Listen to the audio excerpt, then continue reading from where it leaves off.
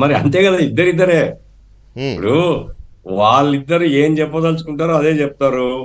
మనం నరేంద్ర వినాలి. మోడీ నాకు తెలిసినంత వరకు జగన్మోహన్ రెడ్డి యొక్క బలహీనతలు కానీ, జగన్మోహన్ రెడ్డిని వ్యక్తిగతం కానీ విమర్శించడు, విమర్శించడు, విమర్శించడు. ఎందుకంటే ఆయన పెంచి పోషించింది వాళ్ళే కదా. ఉమ్, వాళ్ళ సహకారం లేకుండా ఈ గవర్నమెంట్ ఎప్పుడో పోయి ఉండేది. ఉమ్, కాబట్టి వాళ్ళకు ఇప్పటికి కూడా మనసులో ప్రేమ తప్పనిసరిగా జగన్మోహన్ రెడ్డి మీద ఉంటుంది.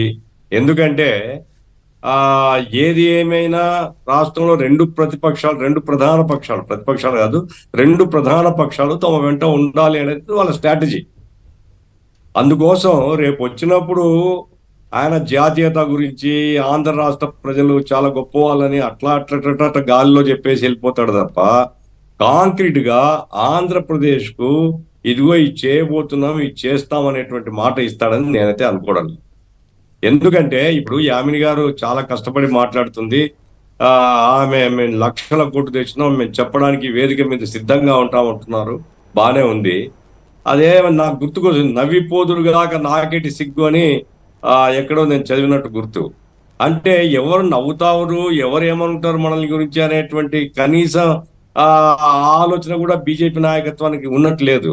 నేను ఇక్కడ అడిగేది మిగతా విషయాలు చెప్పడం లేదు.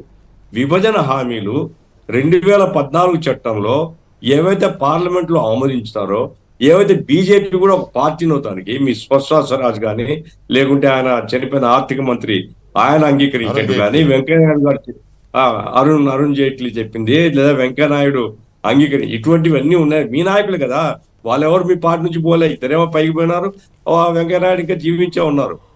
ఇటువంటి విషయాల్లో మీ స్టాండ్ ఏమిటి? మీరు ఆ విభజన హామీలు అమలు చేయడానికి చిత్తశుద్ధితో ఉన్నారా? Are you committed for the assurances given in the parliament? అట్లుంటే మరి ఈ 4.5 సంవత్సరాలు ఏం చేసినారు? ఎందుకంటే సరే ప్రత్యేక హోదా గారు ఇంకేదో చెప్తున్నారు కానీ దాన్ని రివోక్ చేస్తారని నేనైతే అనుకోవడం లేదు. ఎందుకంటే ఇప్పుడు బీజేపీ